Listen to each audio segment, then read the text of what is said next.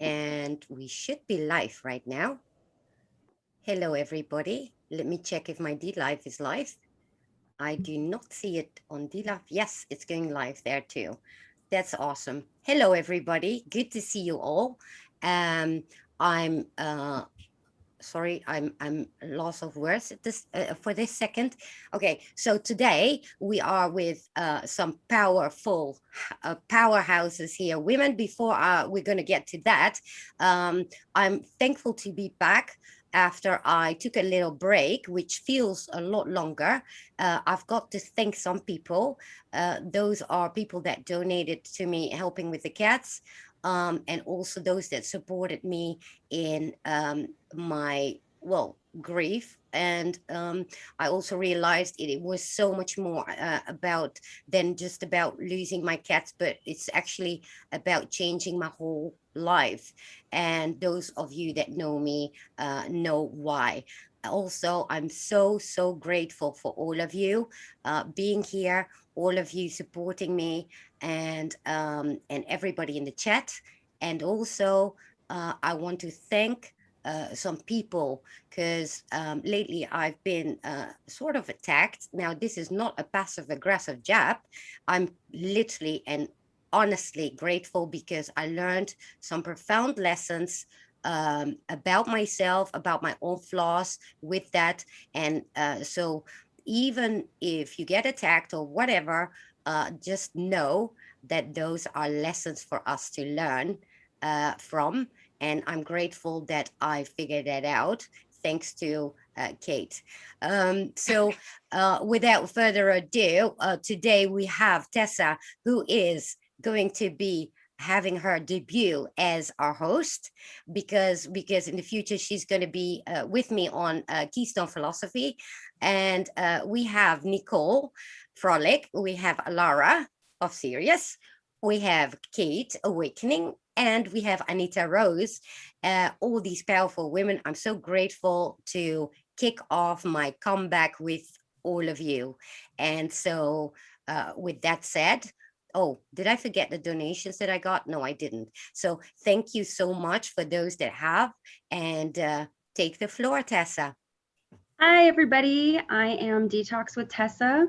You've probably seen me in a chat here or there once in a while. Today, first off, I need to thank these 5 incredible women. Holy smokes. Do you know how incredible it is for me to be here with you, amazing ladies? Each one of you have touched me in different ways, appropriately, I might add. And I am grateful for all of you. Thank you all.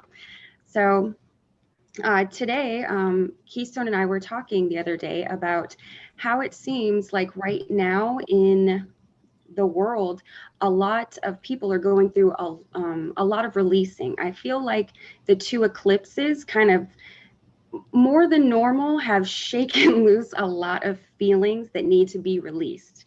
And I know that I've been going through some stuff in the background. Like I've just been crying, like so much crying for no reason. Well, there's a lot of reasons. Like 3 kids, I'm crying all the time. And Keystone's been going through her stuff, and she said that she's been talking with others, and they're going through a struggles of their own right now. And so while this shift is going on, we thought it would be awesome to get together with a bunch of ladies and kind of discuss the shift into the divine feminine energy or the yin energy as we move past this I'd like to call it stagnant male energy, where we still have that masculine energy that's still trying to hold on and keep control and uh, keep the power. And we're moving into a different type of energy where it's going to be more flow and more creativity. And I, as a novice, have so many questions about this kind of stuff. So, that's the kind of the best part about being the hostess is I get to ask you guys questions and find out your opinions and your personal beliefs about the divine feminine. So first I wanted to ask, let's see, have you noticed a shift in the energies from the masculine into the feminine? Have you noticed any shift or anything like that? take a moment. I'll take this. This, I feel like definitely, I feel like, I don't know if that was that directed at all of us? I feel like definitely, to me, the shift has been moving from the head space to the heart space. Like the male is the analytical and the, logical, things like that. Women feel more into their intuition, and they use, more of their spirituality and more of their feelings and things. And I have always been more of a male in that I kind of have always lived in that headspace. And I am just now learning how to use that heart space and move it more into my intuition and feel things, be more empathic. And it is really difficult because it's bringing up a lot of emotions in me that I've probably never really, that I've always just kind of shoved down, or I never really honored. And so I have to honor those feelings now. And it is very emotional. Thank you. Anybody else? Have you noticed a shift? I just want to, before, I just wanted to say hi to some people in the chat because I totally forgot about that, which I always do. Hello, Fearless, Neo, UFO Mark, Patricia Thurdle, Mel Tulip, Loyal, good to see you all. Christina Love, I'm so grateful for you all being there, and Lala, and Amanda. I just wanted to say that for a second because I forgot. Go on, Nicole. It's been interesting. It's interesting to observe the feminine and the masculine energies because, it's so true. The masculine energy is the more logical, analytical side of all of us, and the feminine aspect of us is our more intuitive, feeling, heart-centered space. And from what I've noticed is that there's, we're a collective, but it doesn't mean that we're all going through the same parts of the shift at the same time. I feel like we're all experiencing multidimensional aspects of the shift at varying different times. And sometimes we're experiencing simultaneous things. And what I've noticed, what is really interesting is because like you, Kate, I was very masculine in my energy, like my whole life, and had a very difficult time relating to the feminine side of myself. But as I did more of my feminine healing, I noticed that I started to heal more of my masculine aspects and bringing them more into harmony, because there's one thing that I've noticed, and it's very dominant in the spiritual community, and I say that only because the spiritual community is more open to their intuition. They are more open, to going beyond the analytical and really kind of exploring what's out there. But what's interesting is that you can sometimes get caught up in the expansiveness and the abstractness of the feminine energies, that when it's time to actually create and manifest, a lot of people are stuck because they don't know how to ground the energies through their masculine energy, which is needed. And so what I personally see happening from my perspective is that as people are coming more into their feminine energy, it's now not just so much about the divine feminine rising, but how does the divine feminine and the masculine meet in harmony and co-create from this really harmonious space, because both are needed. And so I've seen this kind of polarizing shift more towards the feminine. But what I'm personally seeing right now, I'd be curious to know if anyone in the chat is as well as you ladies. But I'm kind of seeing also that beautiful healing where the masculine isn't dominating, but it's the container for the feminine energy. It's giving it structure, it's giving it space, it's giving it direction, it's giving it a place to go to. And that's what allows us to truly manifest what I think this concept of new earth that we're all working towards. Wow, I wanna say that first of all, I'm trying still to understand the whole concept of what is feminine energy and what is masculine energy. Now, I know for a fact that I've always been more masculine in my whole attitude. And now with the happenings I had just recently, right, with the cats and these changes, I feel that I'm becoming more feminine, softer. I'm crying like crazy, which I never did. And so I guess that's kind of the feminine traits, and I'm trying to embrace that because I tended to actually push those away, and I honestly don't even know why. I do think it's part of a survival mode kind of thing, because, you know, it's also showing your vulnerability. However, if we have to define the feminine energy as a whole, I really want to understand what that really means. So if anybody knows how to define it. Well, the feminine energy is, it's basically, I'd like to dumb it down to this way. And I know this triggers people because the human mind likes to think in hierarchy linearly, but I dumb it down to feminine energy is more 5D, masculine is 3D. And I don't mean that in any disrespectful way to the masculine, because I think to think that the 3D isn't necessary and a very valuable part of this experience is not fully understanding why you're here. So, and I just say this in the sense that in order for things to physically be birthed here, it has to come in physical reality, which is the 3D, the energetic, which is more of the unseen. It's the unknown. It's the mystery, right? The feminine energy is the lunar energies. The masculine energy is the sun. It's the consciousness. It's the awakened. And so there's this, to me, sometimes I like to think about it in a very kind of dumbed down sense of 5D is feminine, 3D is masculine, but neither is more important than the other. I think the 3D is absolutely necessary. And I say this because if we weren't needed to be here and we could have done this from our starseed selves, you know, in another galaxy, another planet, who knows what, then we wouldn't be here. So we have to physically be here for a reason. It's very necessary. And so everything kind of starts in the energetic form, which is more of the feminine energy. There is no container. It's very creative. It's flow. It's soft. It's nurturing. It's tender. And then the masculine energy is all about protection. It's structure. It's logical. It's clarity. You know, when you think about the feminine energy, it's unknown. You don't know where it's going, and it's not supposed to know, because that's what allows the creativity to flow.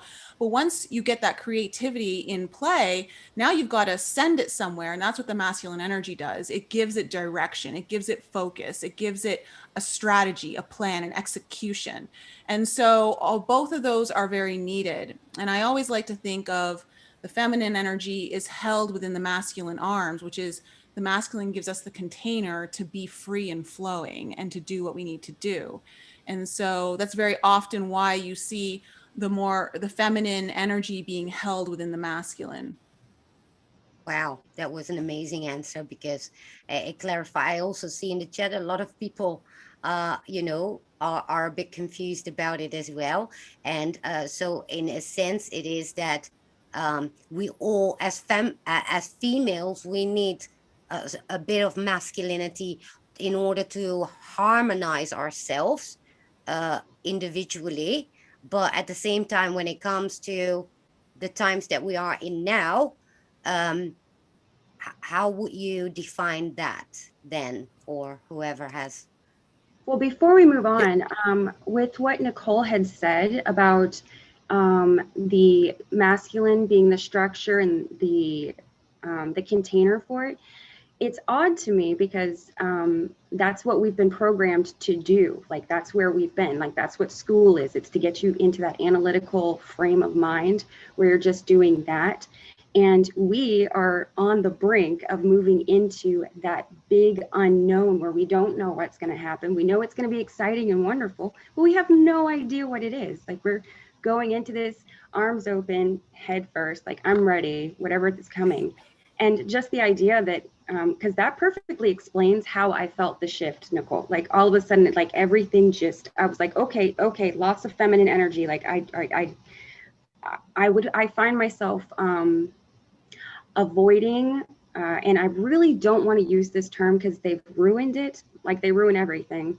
The toxic masculine energy. That's why I prefer to call it a stagnant, where it's just like trying to just, it makes me uncomfortable, and it's just, I can't be around it right now. I refer to it as the wounded masculine, just like there's the wounded feminine. So we've all experienced trauma, we've all experienced pain, and that affects both our feminine and our masculine qualities. So the wounded masculine tends to be more aggressive, it tends to be controlling, it tends to be angry. The wounded feminine is manipulative. Wounded feminine is highly sensitive, emotional, to the point where it's not healthy balance of emotions.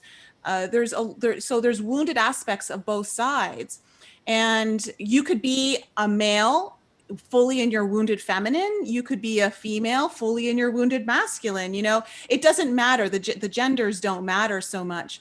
But when you start to heal one of those aspects, you naturally start to gravitate more into the other energy to explore it, where you can then heal those energies. And then you start to see that there are what I call the wild masculine and the wild feminine traits, which are our inherent innate qualities that were always intended for through creation. And those are the untamed aspects. And to me, so the positive female, or I should say female, but feminine traits are vulnerability, which I think a lot of us here on the call are, experiencing a new relationship with vulnerability, and being able to go into that raw place that isn't structured, that doesn't have a plan, that doesn't, know where it's going. But then as you start to move through all of those beautiful qualities of the feminine energy, you have these creative sparks. You're in the flow. There's juices flowing that are naturally in tuned with the universe that want to be expressed. And to express those, you need the masculine energies. To express through communication is a very masculine energy. To speak is masculine. And so to act is masculine. It doesn't mean that only men act and as a woman you don't. It's just the masculine aspect of all of us. And so in order to be able to do that, we then learn, structure is important when it comes to execution, but you don't want it to be so rigid the way we've been taught. It's got to be this way. It's got to be a certain program. It's you can learn to navigate it so that it fits for you and it's not restrictive or limiting. Add two things. I agree with everything that everyone's saying. It wasn't until this past year that I really started going within and focusing on myself, doing self-healing, that I was able to, step out of my headspace, always being over analytical, just, high anxiety, always stressed out, kind of depressive. And I really shut off my intuition during that whole time period. Once I did the self-healing and I went within, my intuition really bloomed and I really opened up my heart. And that's when the divine feminine was able to start shining through. And also, I noticed that once the ego starts to dissolve, it helps to bring through your own divine feminine, but you are able to appreciate and notice the divine feminine in other women. You're not in that competitive, catty mindset. You're able to really recognize the beauty and, just divine, light. And I've made so many beautiful friendships with women that I've never experienced in my entire life in this past year that I've done healing on myself. Just wanted to add that. Exactly. Yeah, same for me, actually. That is a very profound one because, I was always a bit scared of women because I'm so masculine and I grew up with all men, and I was always like, oh, I just don't understand them. And but with founding it within this awakening, I guess we all had these struggles more or less, and then we found each other, and we can be open, and we can have dialogue, and we can communicate. And even if you have conflicts, that you can just talk to each other without feeling the feeling that it's immediately ending all of that.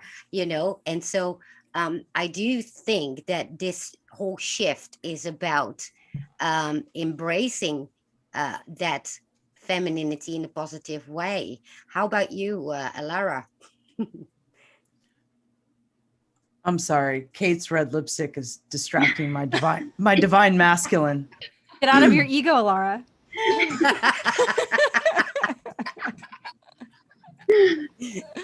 What was the question, Keystone? Well, really, it was the question from Tessa, but how do you experience all that? The divine feminine. Stop looking at Kate. You guys,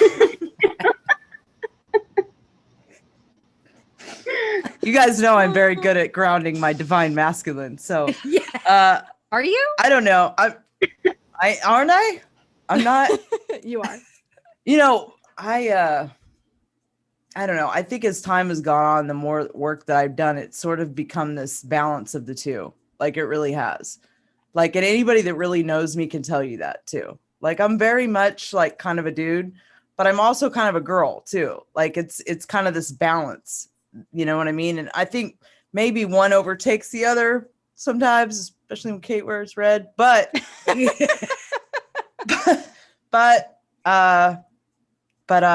think I'm good at getting, and that balance is great because it's harmonious, right? I think when we're too, but it's like Anita said, the ego thing is the problem.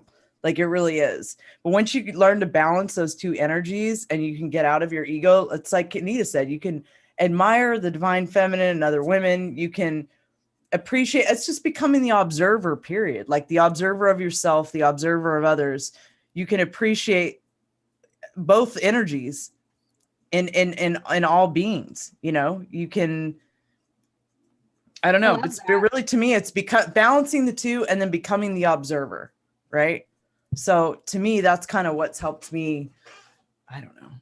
So do you then think that some people, so like you, right? You're very comfortable in that masculinity. So so then because if you want to put it in a harmonious way, that you are happy with yourself and in harmony with yourself, that certain women, for example, need a bit more of that masculinity in order to feel more in balance or, you know, in harmony than others, I wonder.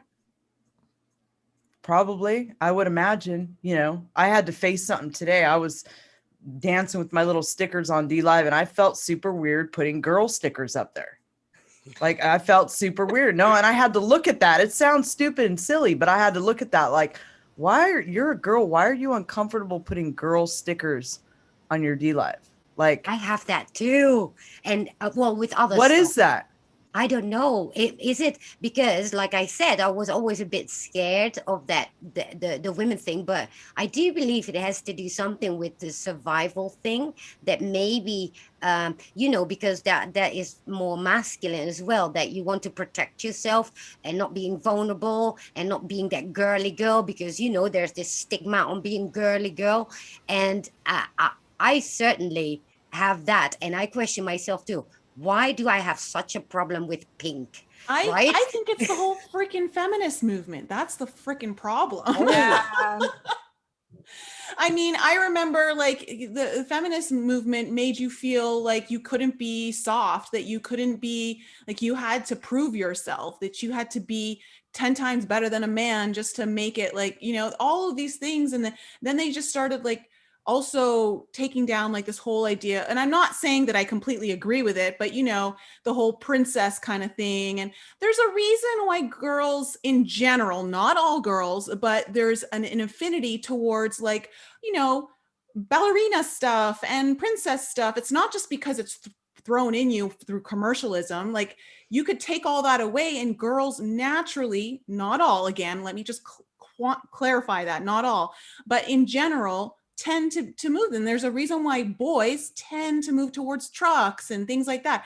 It's part of your DNA, and it's not a bad thing if you do, and it's not a bad thing if you don't. But we're programmed that everything's got to be a certain way, and if it's not this way, then that means this is wrong, and if it's not that way, then this is wrong. And it's like, there's just so many rules around it all.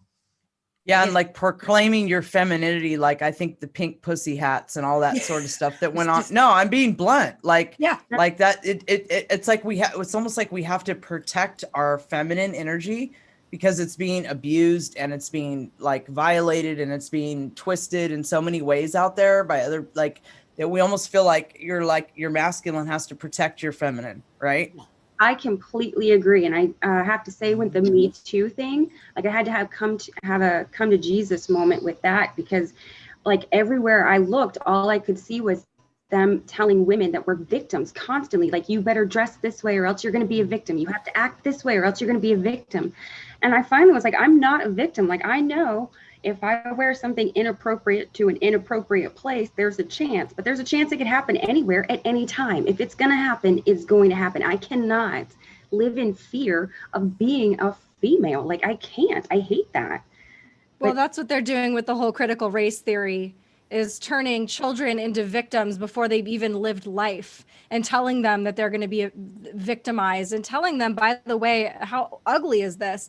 Making children believe that half the world hates them, or more than half the world hates them. It's sick. And so that is the programming, is to make us victims before, without even reason. And by the way, when you're a victim, it's always a choice. I know people that have been, physically abused, excuse me, by the other gender, and it didn't make them hate men. It made them say, okay, this person that did this to me is awful, but not all men are guilty for what this person did. So I think, if anything, at the moment, it's actually men that are the biggest victims of this whole, that feminism, that that these trends going on that are so toxic, and that even men don't dare to be themselves anymore, because God knows what they're going to be accused of, which is really sad.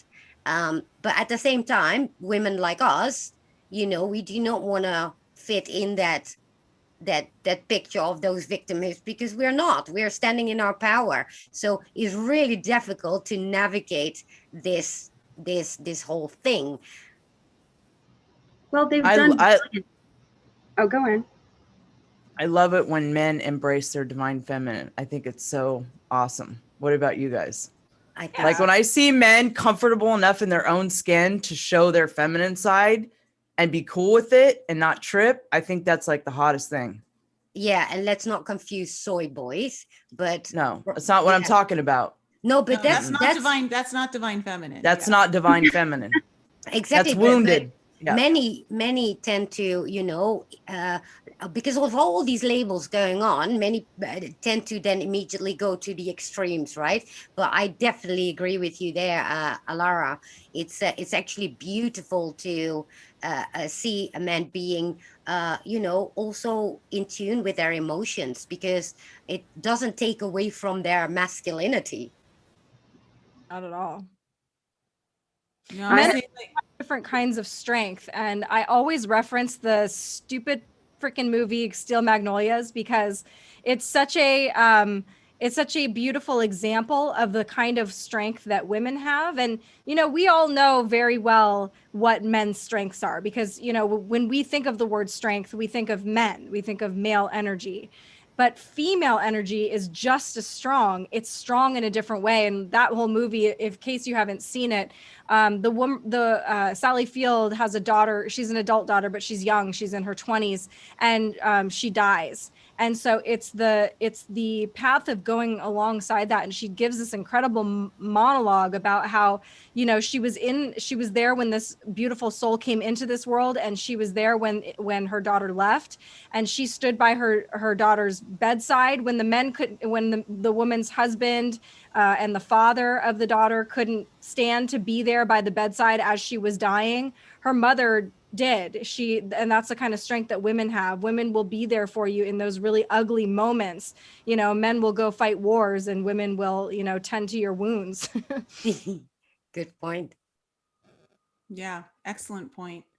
I think it's important for everyone to understand that strength is encapsulated on both, like Kate said, the feminine and the masculine side. And there's something, like, I'll speak for myself as a woman. I love to know that I've got a man who's stronger than me to protect me, to have that protective factor. But I also know that my vulnerability as a female can also be a strength for my partner, to allow them to explore parts that they're not comfortable, or they haven't it's a little shaky for them, you know, and that vulnerability gives them permission to explore it. And so there's different strengths within different traits that are so necessary, and it just depends on the situation and the actual people that are involved. Well, that's a perfect segue into the next question. What do you think the role of the feminine is going to be during this transitional period as we're moving into whatever's going to happen, the unknown, as we move into the unknown? This is for everybody, question for everybody. What do you think is going to be our feminine job, or the feminine's job, moving through this transitional period of gonna have a lot of sorry, go ahead. Oh no. I was gonna say it's gonna have a lot to do with patience, probably. That I would say that is a feminine female strength, is patience and compassion for those who are not yet awake. And, you know, as people wake up, some still aren't. And that takes a lot of patience and compassion to not burn the bridges, but help create more of them so that people can join us. Beautiful. So they feel safe once they awaken into everything. Mm-hmm. They have a beautiful safety net.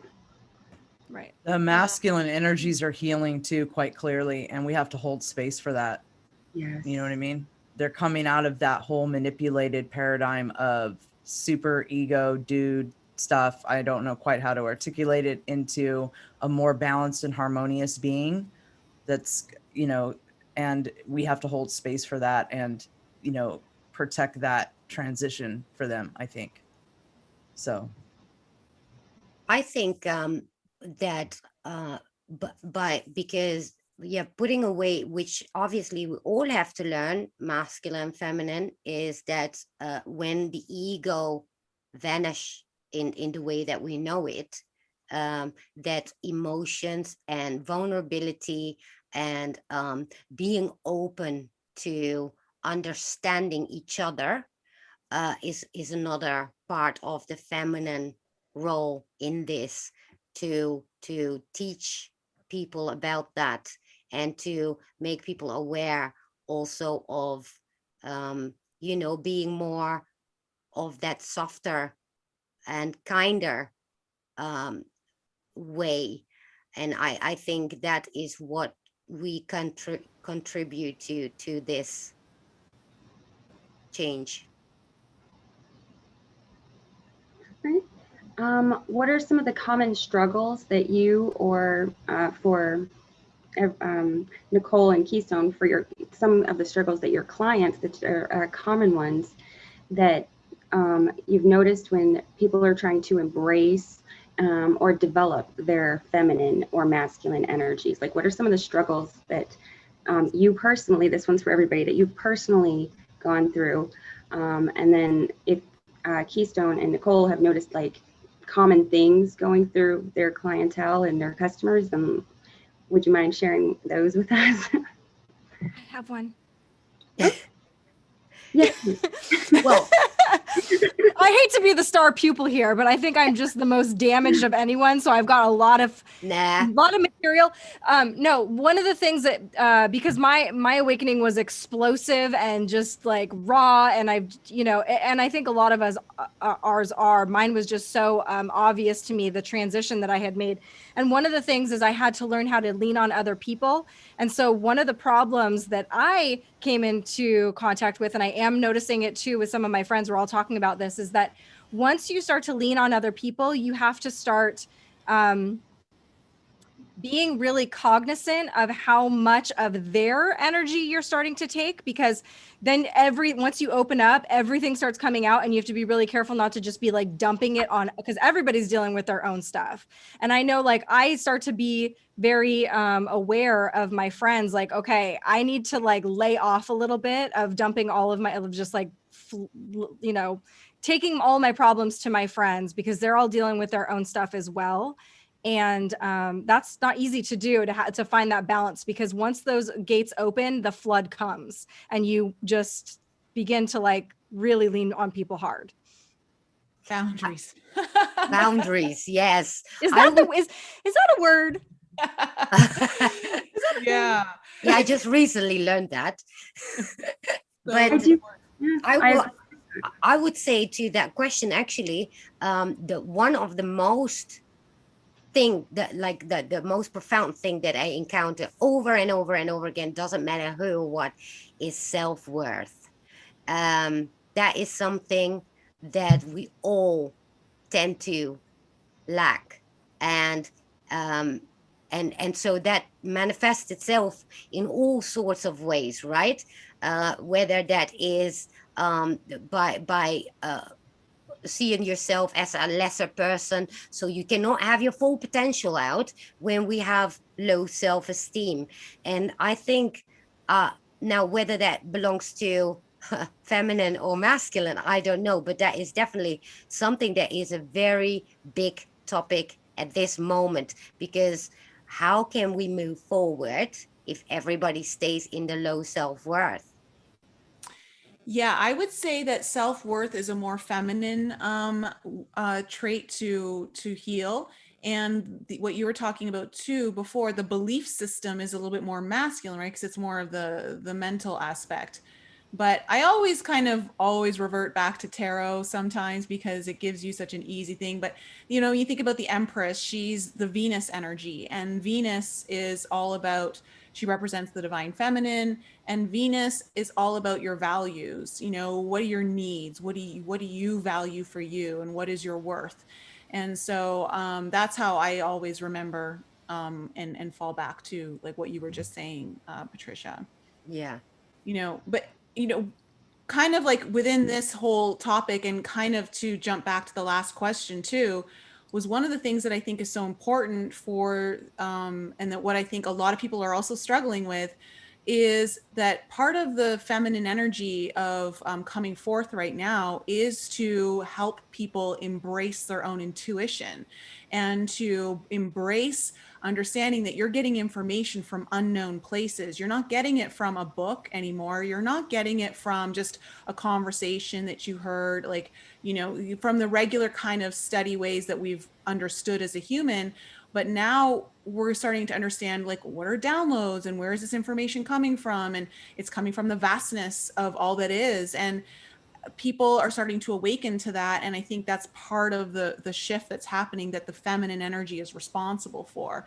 And that's something that I'm also seeing coming up with a lot of clients, because the majority of my clients, not all, but a lot of them, are starting to embrace their gifts so that they can use them to help better and serve humanity. And when I say gifts, I mean more that are more intuitive, more of the more mysterious, unknown kind of traits that we're kind of told don't exist, or they're, it's not real. And it's so difficult to actually embrace your own intuition if, like what you just said, Keystone, with the belief system, if you don't believe in yourself. So it's tied into value. Like the masculine and the feminine do really kind of come to play. And it's so important, and like Alara was saying before, to have that balance, because you need to believe in yourself, but you also have to know what that worth is. And when you tie those two together, if you don't believe that you're getting these messages from a divine source, or that the messages are true, you're already shutting down half of the information that could be coming through. And that's one of the biggest hurdles. It's not some grand kind of mysterious hurdle that we all think it might be. It's really just believing yourself and allowing yourself to go with it, whether you know it to be true or not. And that's hard. That's hard. That is, but it's interesting because I've always been listening to my intuition. I think with my intuition. So if I make a decision, it's my intuition that I made the decision with. Because and the more I saw that actually helps, and that always gives me the right choices, I started to believe in it more and more, and I started to trust it. And so now that's what I do. But I wonder, is that is this a thing that is for you all accelerating as well in these moments, in this time, that the synchronicities, the intuitions, these accelerations in lessons that we learn? And I also encounter everybody some strange way always on the same topics in the same moment. And I mean, that can be a coincidence, is it? I don't know if I'm coming or going half the time.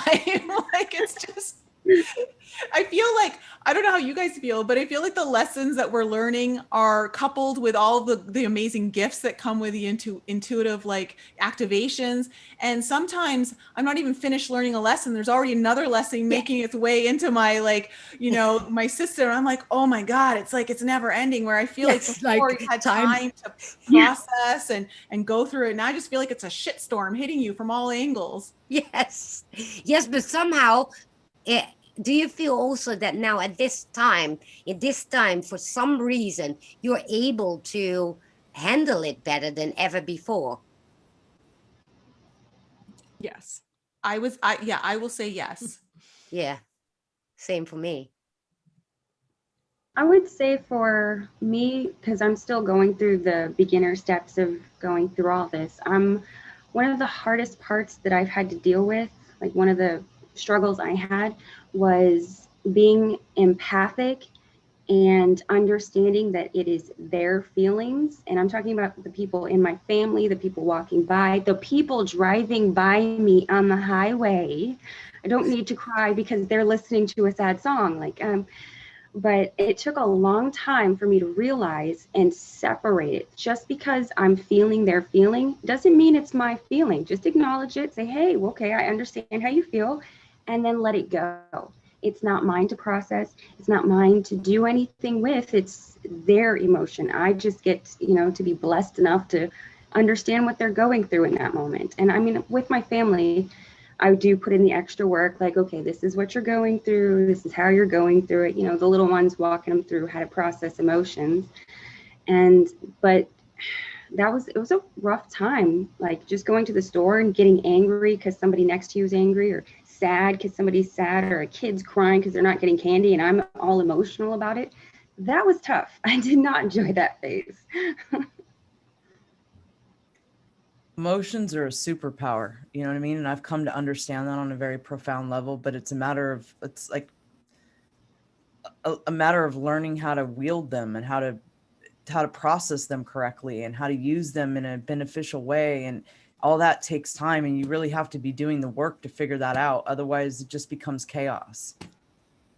Well, I feel like Anita really has, I mean, I've watched her just really start using her intuition in an incredible way. And I remember when she first started kind of unlocking these things. Maybe you can speak to some of, you were kind of doubting yourself, but all of a sudden, like, you're very gifted. And once you kind of let go.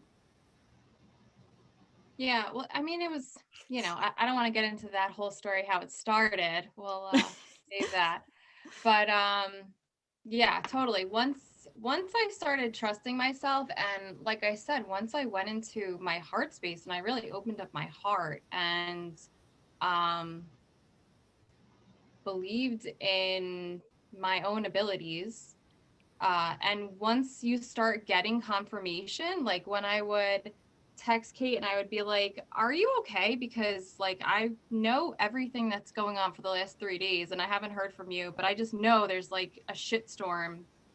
And she's like, yeah, you have no idea. Like, so just getting that kind of confirmation, it kind of boosts your self-esteem, and then you learn to trust yourself more. And, I've just been doing self-healing. I started doing beyond quantum healing sessions. I got back into Reiki. Once I kind of opened up the floodgates, like things just started pouring in. So, and a common thread that keeps coming in almost every single session is like, there's things that we know to do every single day, and this is pretty commonplace for everybody, and it's going to sound silly, but like, we don't do them. Like, drink enough water, ground our energies, exercise, like stay off social media, stop watching TV, like don't deal with other people's nonsense, get out of gossip, like don't engage in low vibe conversations. It's just like commonplace things, but we all get sucked into the 3D trap. And it's hard to not do that. But you know, we just kind of have to rise above and listen to, you know, what the higher self is really desperately trying to tell us. We know the recipe. It's not that hard. It's just baking the cake. Right, guys? Yeah. We are our own worst enemy. We all know exactly what it's going to be. I literally call it my shut the F up list. And it's like, I'm having a bad day and I have all these things on the list. Like, well, did you drink water? Did you exercise? Did you get out in the sun? Did you, stick your feet in the grass? And if it's no to anything, well, then shut the F up. Go do that and then come back. Then That's a very good tip, actually.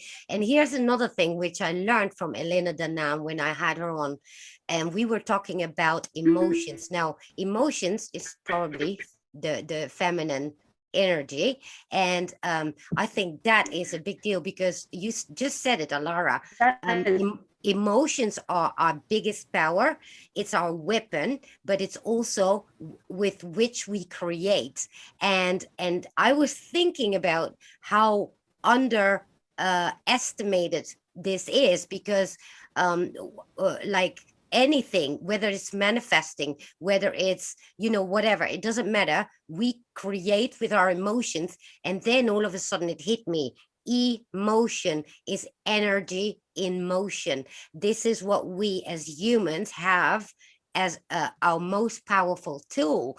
And we tend to, be scared of certain emotions, or be, or just take them for whatever they are. But at the same token, we can actually use them actively to manifest and to send energy into the quantum field with these emotions. We literally create with our emotion.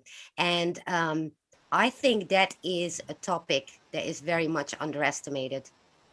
Well, this is why the healing is so important. This is why, if there's anything that any of us should be focusing on right now, it's our healing, because our emotions are such a weapon in sense they're used against us. The mainstream media just like it uses our emotions against us by pumping us with fear through like whatever propaganda they're putting on their televisions, and whether it's true or it's not true, anyone that you're listening to, they can manipulate your emotions through a variety of different ways.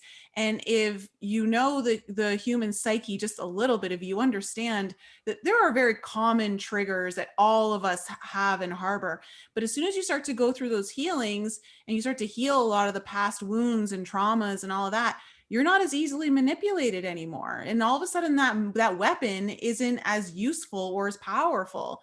And so by going in and healing that, we literally dismantle some of the greatest weapons that are being used against us. Well, yeah, we could use it as our own weapon, because this is how we change the world, isn't it? So if we know that with love, the feeling of love, by just putting it out, we can literally change the world. So we can use it as our own weapon to change the world, sort of. Yeah. That's exactly what I meant by becoming the observer. Yeah. Instead of being run by them. If you can direct them in the way that you want them to go, that's when the creativity gets in and you can start doing really amazing things. But if those emotions are running you because you're not doing the inner work, that becomes a tremendous problem. They can be a superpower or a hindrance, all depending on how much healing and inner work you're doing. Mm-hmm. So would we say that is actually part of the divine feminine? I would say yes. I believe that the healing is the feminine energy. It's very healing.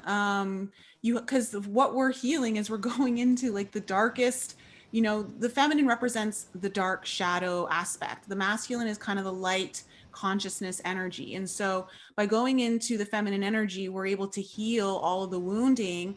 But then through the masculine energy, we can then build upon a very strong foundation of healed energy.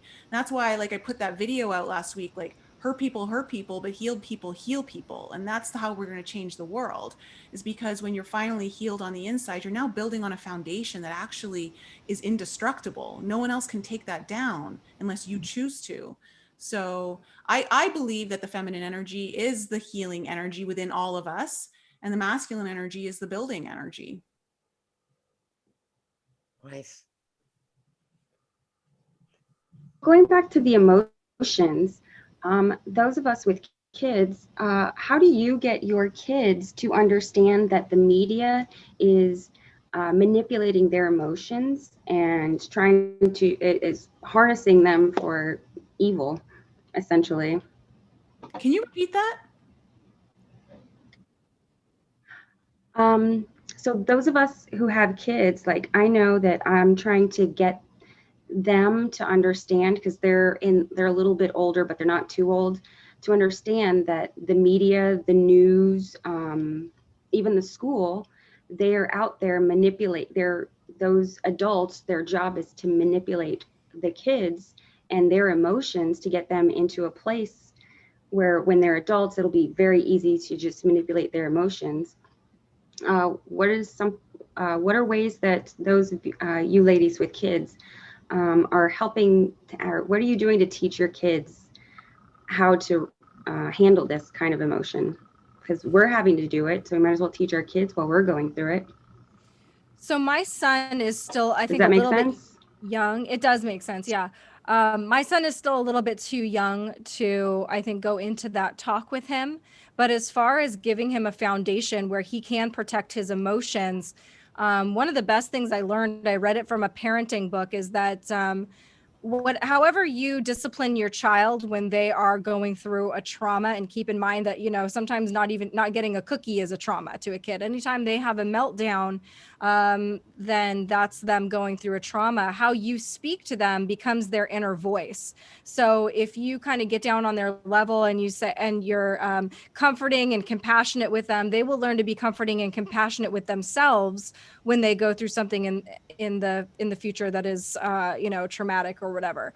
So it does become their inner voice. So just to give him that foundation of feeling more resilient, being more compassionate with himself, being more kind of checked into his own feelings, so that he's not you know, bamboozled by somebody taking advantage. They don't hijack his feelings. He's got control over him.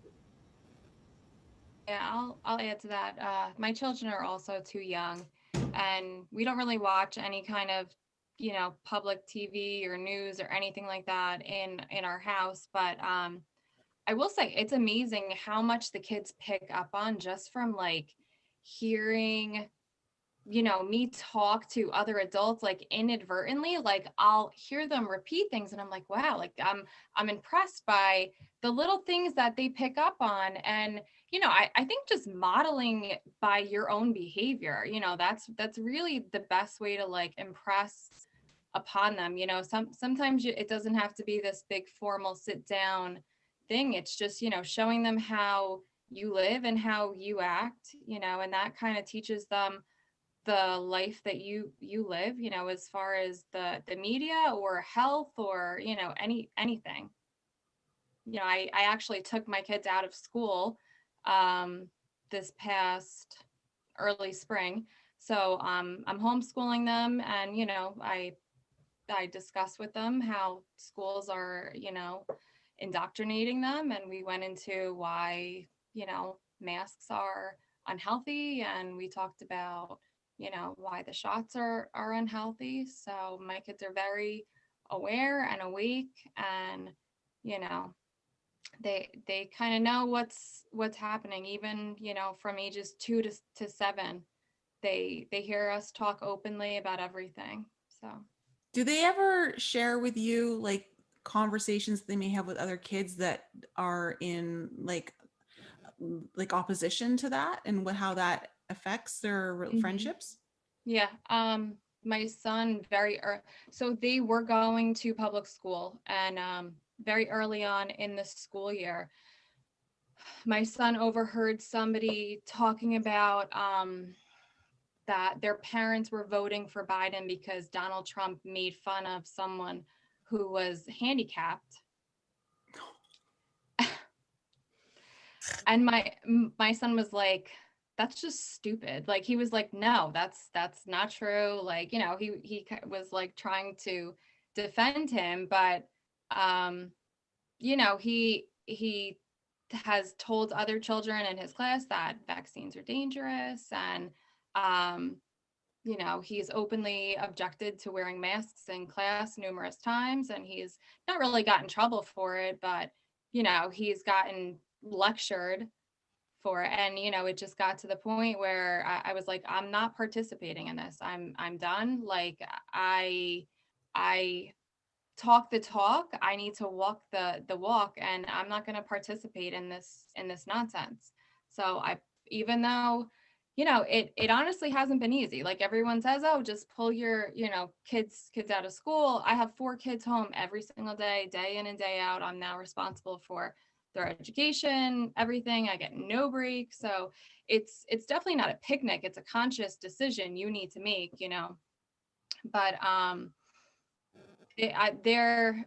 much happier. I feel very free, you know, being fully in control of everything that they're learning, because especially this past year that they were on virtual school, I got to see and hear everything that they were learning. And, you know, it was talk about lifting the veil, hey? Right? Just hearing the way the teachers talk to them. Like I got into it with so many teachers so many times. Like, I don't care if you're having a bad day. I'm not going to sit here and listen to you take your frustrations out on my 5-year-old child. Like, I'm not going to tolerate that. So. But do you guys then with children feel that the children even are evolving in that sense that they understand much quicker at like other generations, right? And other times that what is going on, because it's kind of an awakening for them too, even without the influence of parents or whoever is around them. So do you guys feel that is the case?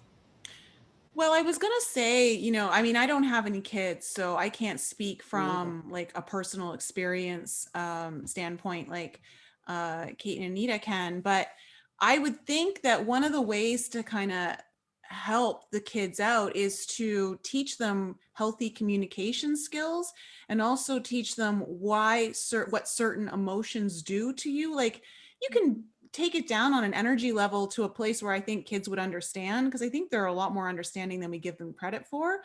And just understanding, like, how does this make you feel when someone speaks like this way? Or how does it make you feel when someone speaks this way? And if someone shares information with you and it's coming from a place of fear, like, how does that make you feel on the inside? And what does that make you want to do? And start getting them really tuned into their body and how everything feels on the inside, so they can start using that as part of their like gauge to understand, like, this doesn't feel right. I don't like this. Why don't I like this? You know, and just get them exploring that. But that's just something that's kind of, I think might be helpful. Well, isn't that like already natural within kids to begin with? Yes. No. Like, Well, yeah. They just, Sorry. well, I just want to say, my son is actually very empathic and intuitive, and it came off as anxiety.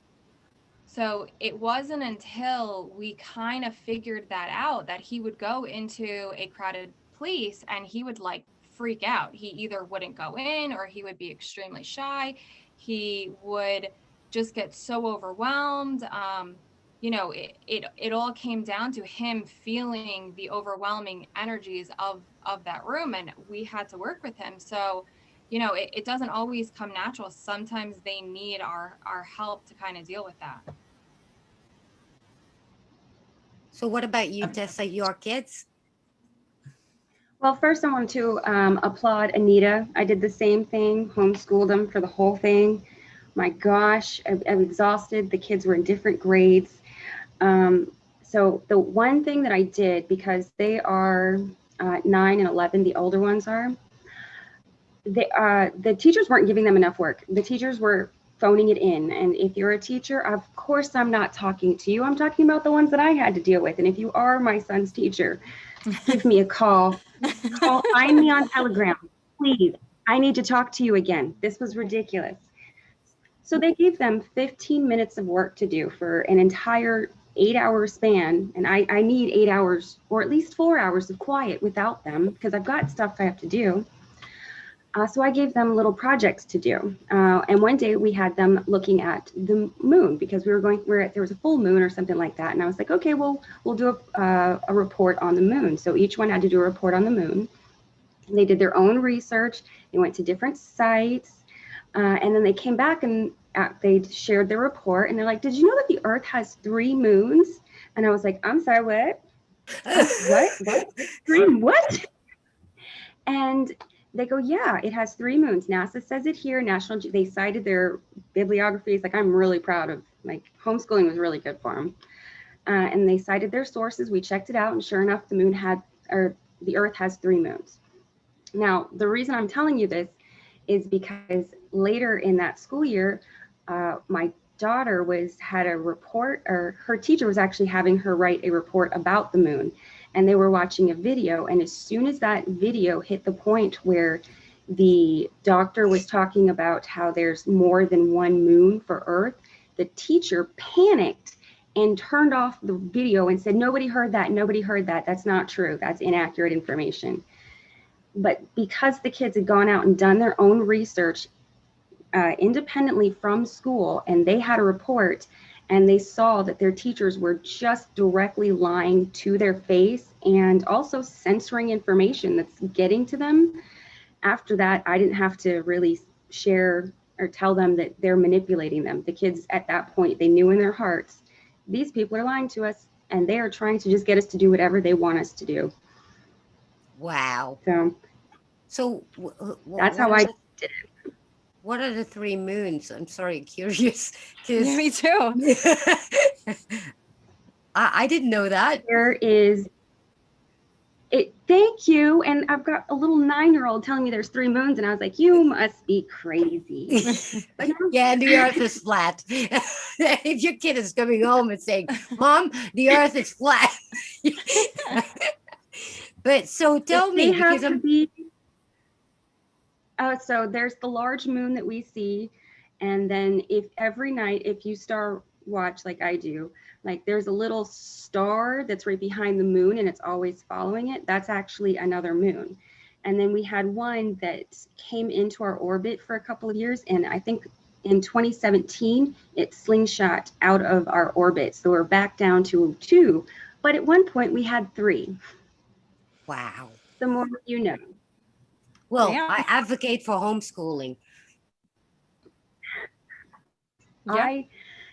You come homeschool my kids so I can stop crying. I was just gonna say, are you gonna come school my child? Because I have 1 kid, okay, and that was an absolutely overwhelming. I had an existential crisis this year because, just like Anita said, you know, you got to put your money where your mouth is. You talk the talk, now walk the walk. And I had an absolute panic attack when it was time to drop my child off at school, and he had to wear a mask, and I felt like such a hypocrite. But at the same time, he was like begging me to go. Meanwhile, my kid's school, it's like different. Every time I would go pick him up, it's under his chin. Nobody says a word to him about it. And I would say to him, you know, if it's too much, we'll do something else. I'll put you in a different school. We'll do school at home. You'll still be around other kids. And he loves school. He loved being there. So I don't know. For me, I kept him in, but yeah, you can't allow certain ideologies to overrun what your child is wanting to experience. Mm-hmm. You know, so I don't blame you, Kate.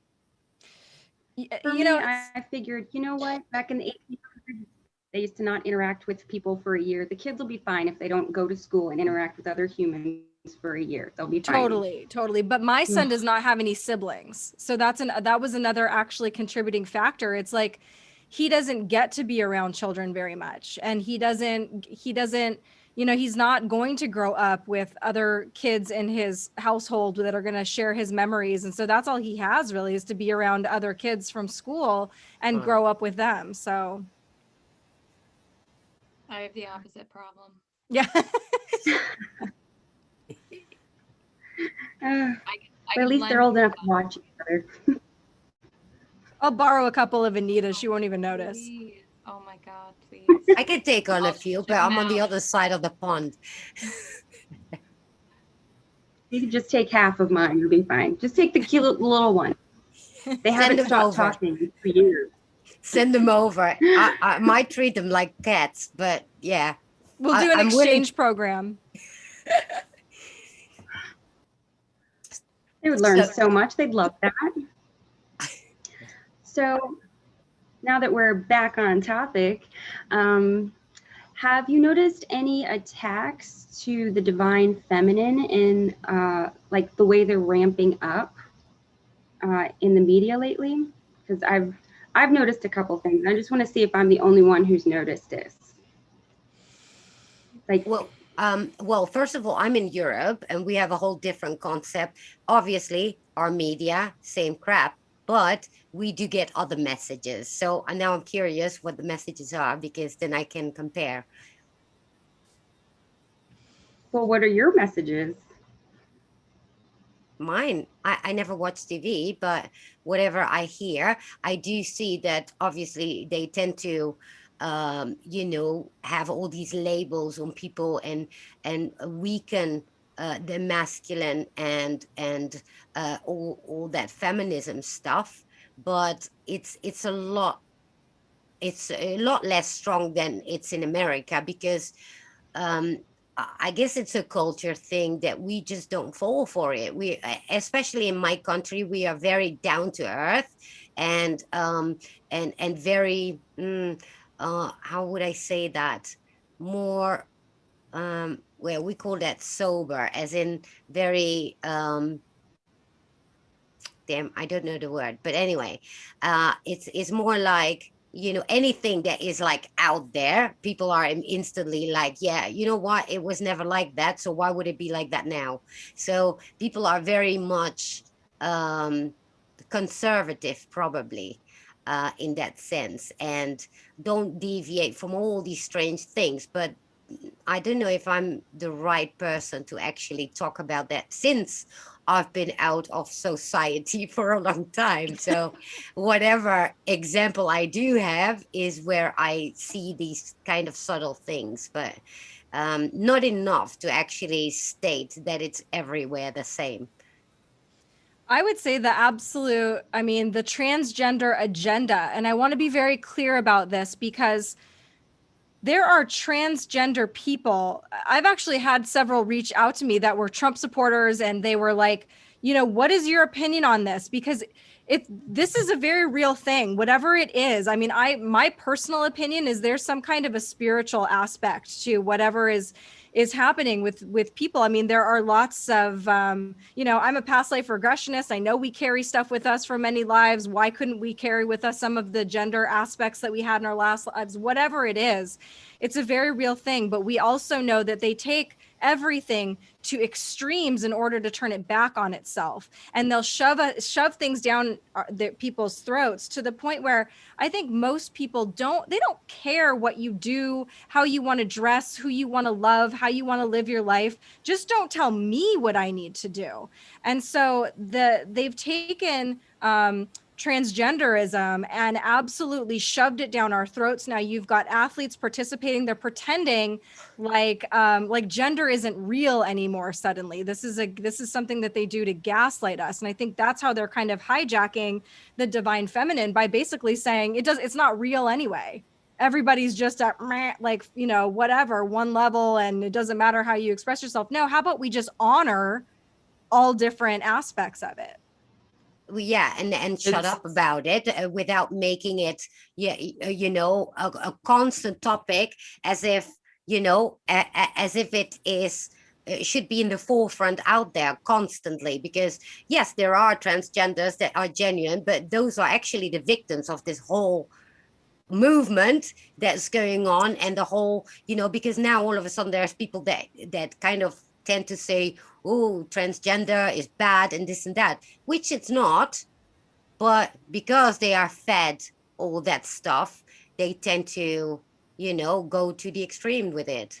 Well, when you push in one direction, people are going to push back. Like I said, I don't think anybody would typically care. But when you're going to come at people and be aggressive with them and call them a bigot because you won't wax my whatever, then you're going to have people that are going to start fighting back. And that's how you create division. Leave it alone. Stop trying to shove things down people's throats. Maybe I should word that differently. But, and, but it does definitely seem like that's kind of what was the question? An attack on the divine feminine. An attack on. Well, and my big problem is the push on the kids, man. Leave the kids alone. Like that's the one thing that just gets me. Like when I was a kid, I worried about maybe the Barbies, the G.I. Joes. I built my forts. We rode bikes. You know what I mean? Wasn't nobody trying to educate me on how to properly. Yeah. Come on, man. Yeah, that's this is a chick and that's a dude and that's a chick that was a dude. That's a dude that was a chick. And I didn't care about none of that. Why are they trying to shove that down kids? They're like, it's so gross to me. It's just like, what are you doing? And who is behind this? Like, this is sick. I'm sorry. That's the one thing I just get like. I would define that as they're taking their childhood from them. It's so gross and trying to warp them. And like, if people are going to have warped tendencies, they'll develop those on their own. They don't need any help. You know what I mean? They're I think it's child abuse, warping their minds. It's gross. Like, it's disturbing. I'll stop there. Well, I hate how the focus is all about like the body, you know, the physical changes and all of that. And we're not putting any emphasis on the emotional or the mental or the spiritual aspect of what that journey is.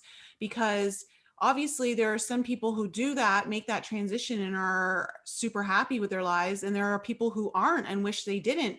And I just don't understand why, like, well, no, I shouldn't say I don't understand. I do understand why, but I think it's ludicrous that we as a society are just saying, oh, if you want to do it, just go and do it, without thinking of the ramifications on all the different levels and why we're not talking about all the other components.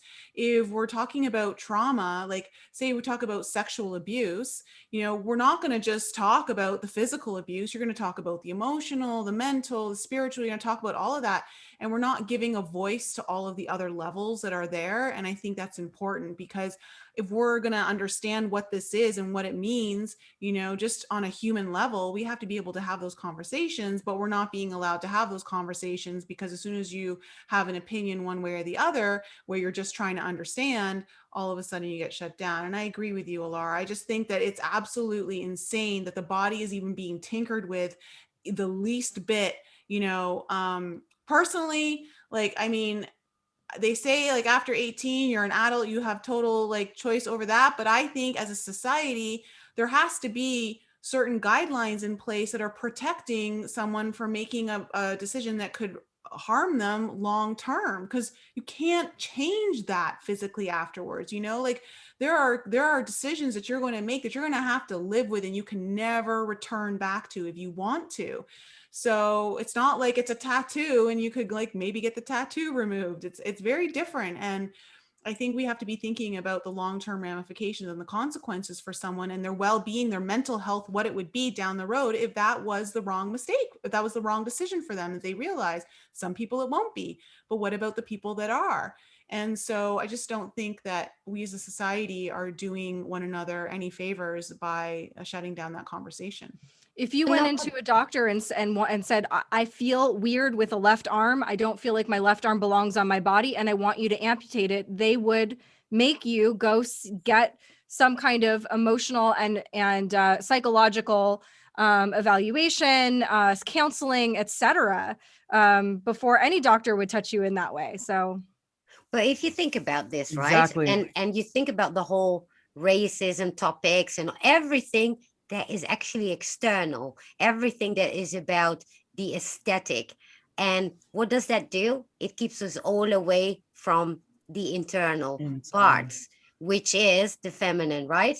Which is about the equality, the sovereignty within us, you know, about love and all that, because that's exactly what it's being deviated from, just like you know, materialism and all that stuff, which is all on the outside. And I think that might be a reason why they are doing that.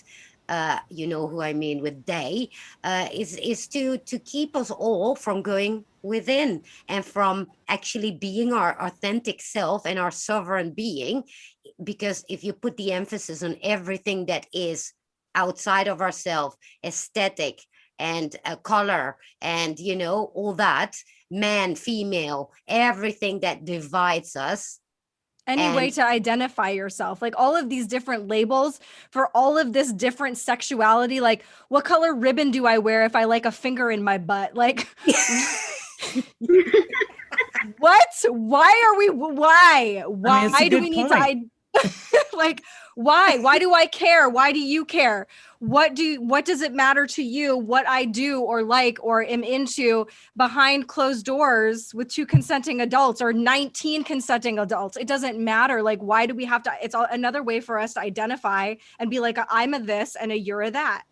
Well, and it's a distraction from the soul, which is your essence and your real being. You know what I mean? Everything, like Nicole said, everything about the body, but it's all a distraction away from who you really are, which is your soul essence and your being. And these physical things really don't matter. I would have been so confused if I was a little kid. I'm really trying to put myself in that mind frame, and you'd have stuck a drag queen in front of me at 7. I'd have been like, is this a boy or a girl, mommy? I don't understand. And they don't. They're not supposed to. They're pushing this whole drag queen thing on Blue's Clues, on all of these different kids network TV channels, and that's the face of Pride Month. It's this flamboyant drag queen. Like, why does a drag queen represent Pride Month? Like, why? Like, that's so outrageous. That's so extreme. And they're putting this on TV shows for like 4 and 5-year-olds. Well, and let's not forget what is a very, very important here is that it's all about, damn, I lost my thought. It's all about of what we are supposed to think and feel. But if you think about it, we all are human beings. Nobody is a racist, really, within their hearts, right? Nobody is against somebody else's choices when they want to be transgender, when they want to be gay. Nobody is literally against anything. Victimhood these days is a currency, and they use it constantly for us to make choices. But if you think about it, every human being with common sense is against that, because we're all for love and peace at the end of the day, right? Otherwise, you're not human, I guess, or you don't have a soul. So it's almost like we have to verbally express our preferences in what we like and what we don't like and what we want and what we don't want. But at the end of the day, we all want the best for everybody. And I blame social media for that. Before social media existed, none of us knew what our preferences were. You know, it's yeah, but you wouldn't judge it either, right? Because why would you judge any common sense person wouldn't judge anybody's choices, what they do, or anybody's looks, like whether they are brown, black, whatever color they are. I mean, we all have common sense and say, okay, everybody is a human being, so why not just be loving and kind, and instead of hating? But it's the hate is actually being pushed onto us because they want us to choose and give up an opinion. And we don't need to have an opinion because we can have that all within ourselves, and it's been seen through our actions. And so you see how that works, that programming here. The like button. As soon as Facebook added the like button, we all got screwed. Yeah, it's true. Instead of teaching people that, you know, you have to be unique and embrace your uniqueness and you're special and how about we just teach all human beings that they're worthy? You're worthy. Every single one of you. Doesn't matter what you look like. It doesn't matter anything about you. You're a worthy human being. Accept other people accept you. That's it. Exactly. And we don't need a million different ribbons, which, by the way, I made the mistake of looking at the chat. Elise said that it would be definitely brown. I saw that.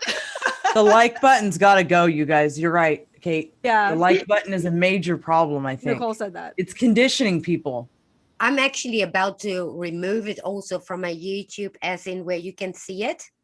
And the same with the followers, right? The following. Why following? Why not participants? You know, oh, I have followers. There is another division, right? But because somebody is more special than the other. It's so weird. And I'm actually considering taking away my subscribers that I have, so nobody actually can see them, and the likes. And I want to see if that actually make a difference, because I do think it does.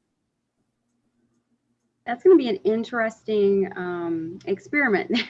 Well, I can hereby I will do that from my next streams on. I will not have any like buttons anymore, nor will I have all my subscribers visible, because I'm sick of it that people, you know, are needing this confirmation in order. Even I found myself looking at something, oh, it has a few only a few views, so I'm not gonna bother because probably it's not good.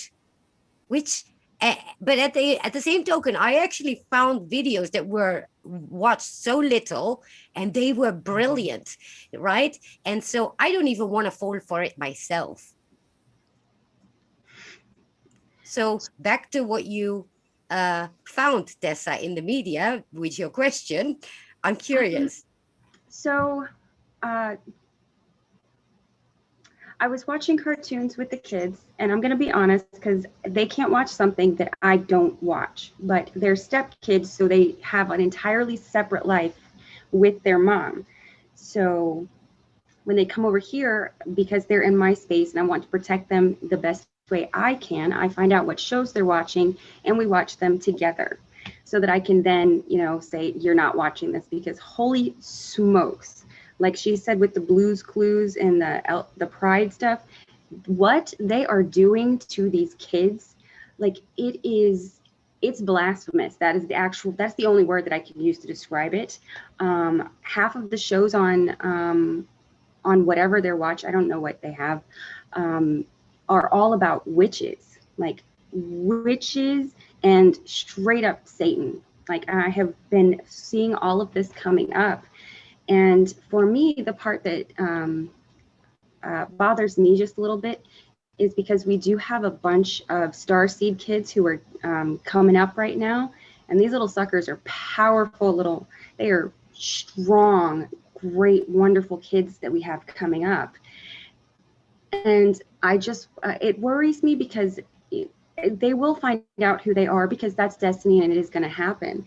It's just because of the way they're doing this, they're making it focused on the dark witches. Like, it's not the good kitchen and woods and like the sweet, wholesome ones, the white witches.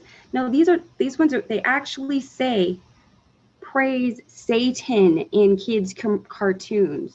Like, actually say this.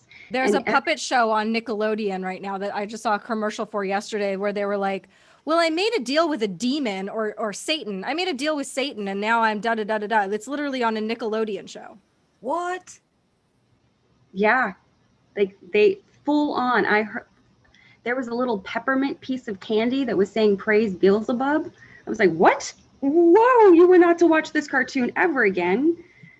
It's a full-time job, but I do worry that I know that they're still going to walk their path, but still it's my job to keep them safe as I can keep them. It's just, I feel like they're going to try to pull a lot of little baby star seeds to the dark side. It's kind of how it feels like they're trying to capture them and bring them to the dark side. If I may use a Star Force reference. Star Wars? Star Wars. Yeah, Star Force. Sorry, guys. It's exactly what they're doing, Tessa. Yeah. Well, this is what the whole TV was for, right? So we're getting at the 1.5 hour mark, and I love to do this more often, to be honest, because I think, and I look at the chat and I got messages and people saying, oh, this is so awesome, because, you know, it's so important to have different views of what's going on. And I do believe, you know, it's important. for all of us. I don't know if you guys all like this, but I learned a lot here, because it's very important to have a soundboard from each other, you know, to learn and to also verify. Now, obviously, I haven't been spending much in the chat. I'm so sorry for that, all, but definitely going to go through the chat, and see what people have to say, and maybe add that into the next time that I'm going to have a roundtable with whomever is willing to come on for that table. In the meantime, I want to thank you all for coming, and thank you, Detox with Tessa. Tessa, stop it, Detox. I want to thank Tessa for these awesome questions that you had, and I want to go each by person to tell them what they have coming on, what they are doing, and where everybody can find you. So let's start with Anita. I am doing Beyond Quantum Healing Hypnosis sessions. I also do what I'm calling quantum healing sessions, which is, you know, it could be for really anything, behavior modification, hypnosis for weight loss, smoking, multidimensional healing, really anything that you're looking to receive help on, I can customize for whatever your needs are. You can find me just right now via email. I'm still working on a website. I know I've been saying that for like 6 months, but I'm still working on a website. It's in the description. Okay, my email. Okay, is it? Yeah, I put everybody's 3 links and your email in the description. Indeed. Okay, thank you so much. Thank you for having me, Patricia. Thank you for coming. Anytime. So, Nicole. My YouTube channel, just my name, Nicole Frolick. I've got Peter Maxwell Slattery coming on tomorrow night, and I'm super excited because him and I got into a great discussion last week about some information he hasn't shared before, and it's pretty deep. Like, I started getting activated through the conversation, so I'm excited about that show tomorrow night. But yeah, like, my website is NicoleFrolick.com. I've got my alchemy program that some of you guys are in, and yeah, I'll be releasing an inner child online course later this summer. So I'm working on that currently right now. And yeah, if you want to book readings, coaching sessions, anything like that, I'd be happy to work with you. I'm definitely going to be there tomorrow. And I had that same thing, the activation with him, but that's going to be awesome. I'm going to be there watching. What about you, Alara? Your mic is off. Muted. Mute gate. Yeah. Mute gate. Yeah. Let's see. What do I have coming up? I guess Wednesday. Wednesday I start co-hosting with Methods, and it's going to be a call-in show, and that's going to be a lot of fun. So I'm excited for that. That starts on Wednesday. Other than that, I think just Space Force News on Sunday, 6 p.m. Yuseti and Family of Light. Oh yeah. Let's see. What, I don't have the dates in front of me though. What, do you know the dates, Kate? Never leave this up to me ever. Yeah. Hold on, let me get. Do you have them in your tree link? Hold on, I'm looking. Wait. I got it. Okay, ESETI. Hold on. See, look. ESETI Science, Spirit, and World Transformation Conference, July 15th through the 18th. You can go to eseti.org to look for tickets. There's going to be a lot of really great speakers there. Kate and I will be there, plus a lot of amazing other folks. Will be there, I believe. Who else? Tessa will be there. Oh yeah, Tessa's going. Yep. So, and then Family of Light, let's see. The following weekend, it's going to be in Sedona. Yeah. The 23rd through the 25th. Yeah. In Sedona, California. Sedona, California. Nice, Kate. Sedona, Arizona. This is why you don't leave this up to me. I even have it in front of me and I lied. Arizona. Do you have anything else, Laura, to that you've got going on? No, just those 2 conferences are going to be awesome and lots of fun. And I think that's about it for what I got going on. Pass. So Thank you okay. for having me on, Keystone. It's always a pleasure. Love you, ladies. Love Bright you. colors. Yeah. Is it my turn? So yes, I will also be at ESETI that weekend, she said, and I will be in Sedona, Arizona the following weekend at the Family of Light conference. Both those links are in my Telegram. I'm pretty much just on Telegram these days. And I do, excuse me, my shows on Tuesday nights on D Live and Twitch and the Foxhole and pill.net. That's where you can find me now. And then also the event that I spoke at last month in Dallas, they're going to be doing in Vegas in October. So they're going to try to do these every, like maybe 4 a year even. And so I will be at that. And when I have more details, I will post about that. But my Telegram is probably the best place to find me. Right. And Tessa, well, you are, go on. You can't find me anywhere. I'm okay with that. I enjoy my privacy. However, if you are on Telegram in any of these fine ladies chats, I will be there. You can just tag me in a post at Detox with Tessa, and you can ask me questions and get to know me. Yeah, and you're going to soon be my co-host in Yes. Keystone's philosophy.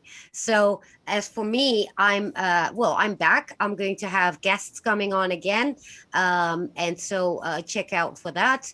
Other than that, really, what do I have to add? I always have stuff in my head, and then when it's the end of the stream, I'm like, oh crap, I forgot about this and this and this.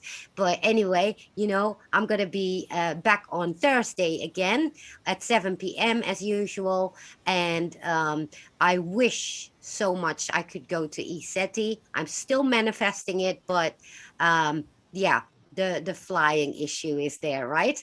But we'll see how I for somehow I still feel there's a miracle coming. But I really hope to be able to do that. I want to thank everybody in the chat for being here. I hope we can do a roundtable again. And thank you all for coming. Let me do the chest in D Live before I forget, if there is actually something to give. And there is. Let me do that. There you go. That should do it. Yeah. And thank you everybody for coming. I love you all so much, and have a great evening for everybody out there, and I hope to see you all soon again. Bye. Bye everyone.